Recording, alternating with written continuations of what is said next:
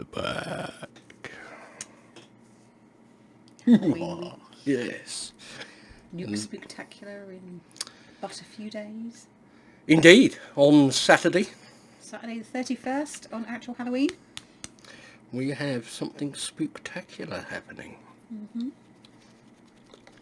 Absolutely. Over on the NE UK Facebook page. But today, we're at plot 34A. We are. Wow. So another new producer for us. And we had the pleasure of meeting Stephen, didn't we, at the Chilli Chilli Ranch. Yes. And had a good chat with him about his sauces, and he's intrigued me with a few, so I went shopping. So, Helloween Edition Naga-Kin. From this, I'm going to guess It's got jalapenos in it. that there are nagas and pumpkin. Just from the name. You could be right. It's a wild stab in the dark. You get a lot of them Halloween time. And New Year's after a few bevies. Pumpkins. No, people having wildly stabbing in the dark. Oh, right, okay. Yeah. September's a popular month for birthdays. So, in here, I know, you're going to have nightmares now. It's Halloween, what do you expect? In here we have pumpkin, we have Naga chili, we have garlic, cloves, cinnamon, ginger, nutmeg, water, olive oil, honey, white wine vinegar and sea salt. That sounds like pumpkin spice with naga to me. Doesn't it, you? Pumpkin spicy. Yep. Pumpkin spicy. Oh my goodness. But yeah, it's like pumpkin pie, isn't it? You've got the ginger there, the nutmeg, the cloves, pie.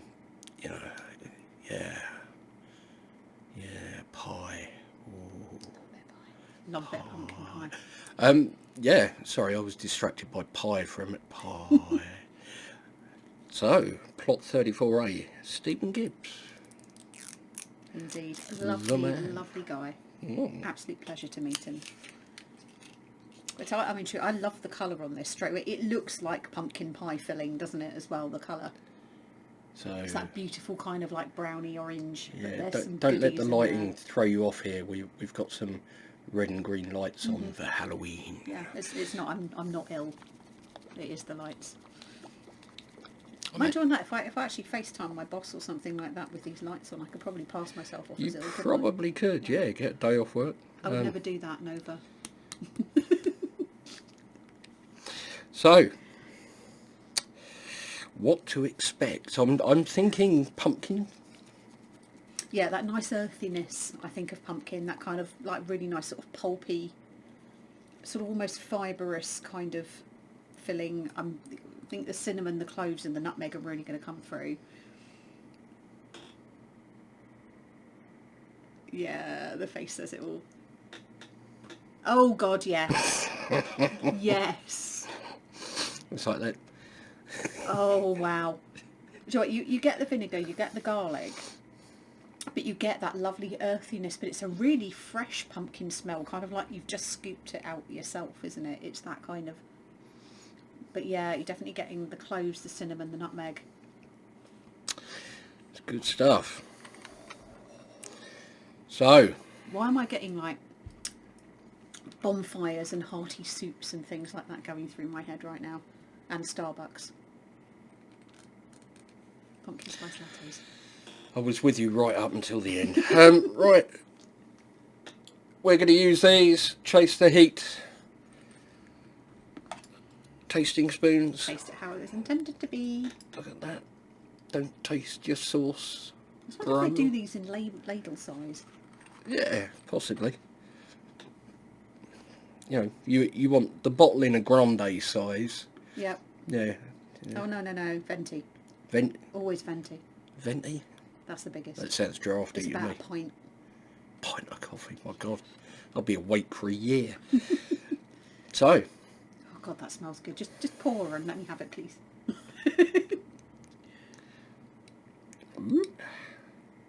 It's got lots of goodies floating around in there, isn't it, as well?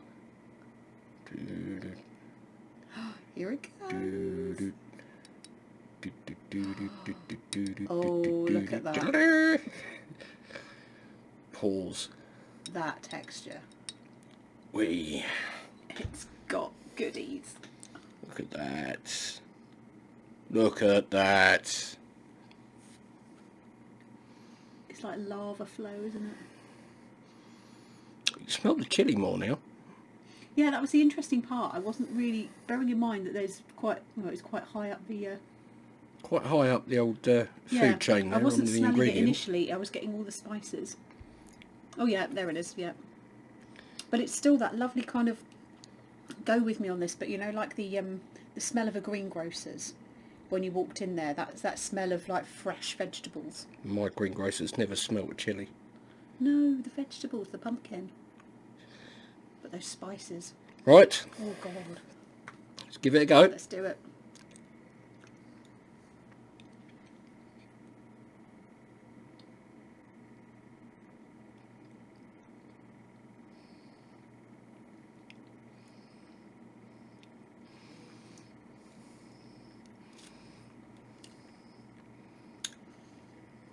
That's quite complex,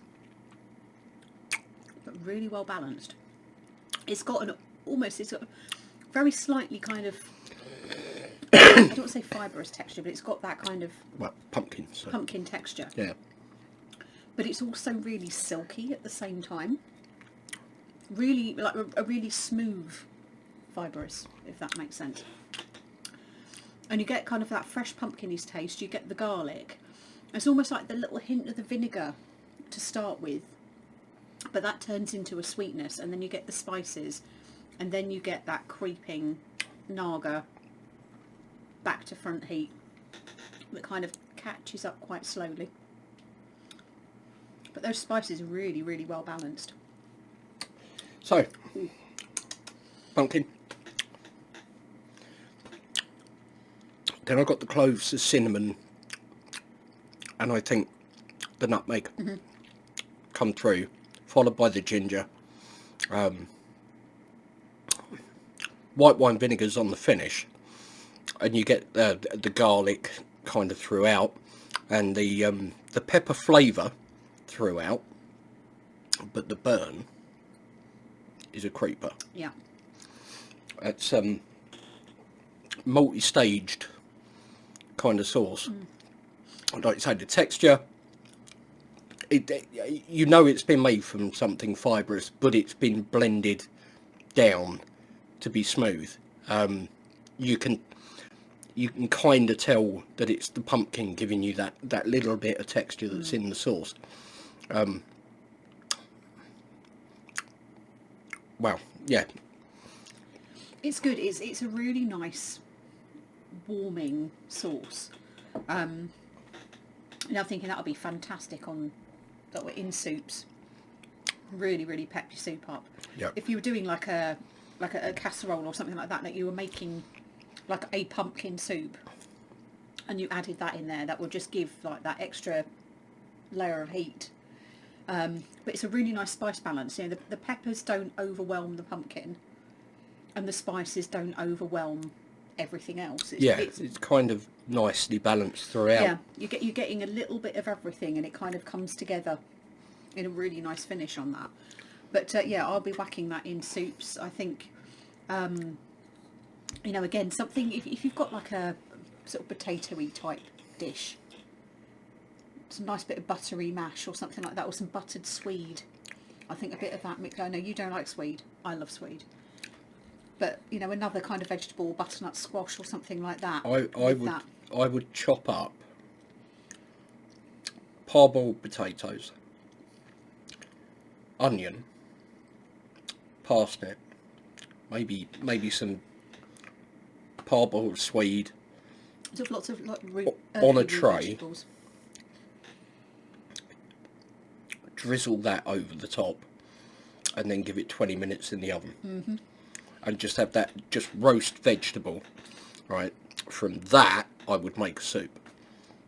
That would be lovely, because I think it's got the olive oil and the honey in there that actually would really help And so then you cook pour and more. caramelise that, Yeah. and then Pour more of this into the soup. So a roasted vegetable soup, or roasted root vegetables. That would be intense. It's delicious. Maybe a couple of peppers in there, bell peppers, like roast them off and then throw them in the soup. Blend it up, blob of that in there. So that would be lovely just in a red pepper soup as well. And I'd also put that with hummus. Mix it in with some normal hummus if you wanted to make a dip.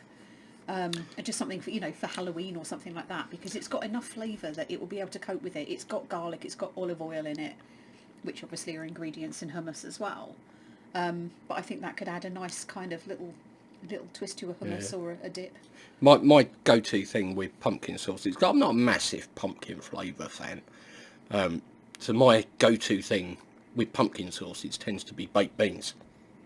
Yeah, weirdly. And I tend to put them into baked beans, and then have like a jacket potato with like the pumpkin beans in there. That for me, because I think the flavours complement each other quite well, and it's not so pumpkin-y that I'm going, yeah, I can taste pumpkin, because I'm not a big pumpkin flavour fan, as I say. This time of year is always interesting because people tend to go for, oh, I'm going to make a Halloween product, and it's going to be, because it's Halloween, tends to be pumpkin. Some people use other stuff, but pumpkin's quite a common one. So when it comes to this time of year, I'm generally like, oh, it's going to be loads of pumpkin sauces. But that one, I can see myself using. And that, I think, well, as I say, I mean, I can see this in soups. I can see this. And normally I struggle with that kind of pumpkin flavour. So that's quite clever.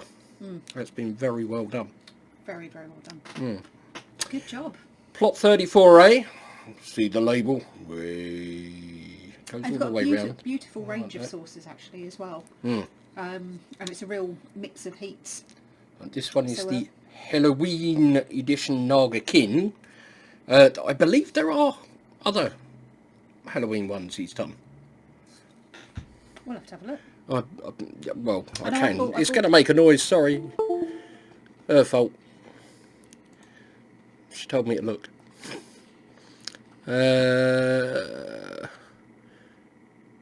So Fiery Naga Ghost, yeah. So we've got the blueberry, pineapple, lime. That's another one. Don't Fear the Reaper. Yeah, Pumpkin Naga-Kin. Maybe it was something on the front page I saw. But yeah, there's a whole host of sauces on there. Definitely worth checking out. Plot34A Chillies.com. Link will be in the description there. Heat for you? I would say probably 1.5, pushing a 2.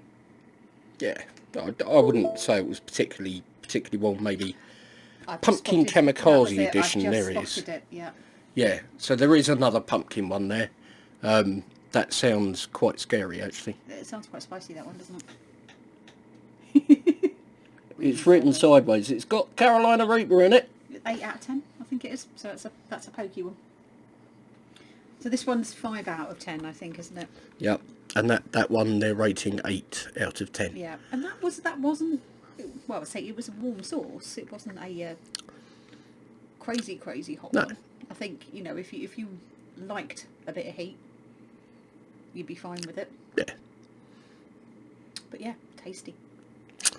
Anyway, I think that's quite enough from us for now. Indeed. Thank you ever so much for watching. Hope you enjoyed it. Take care. And we'll see you in the next one.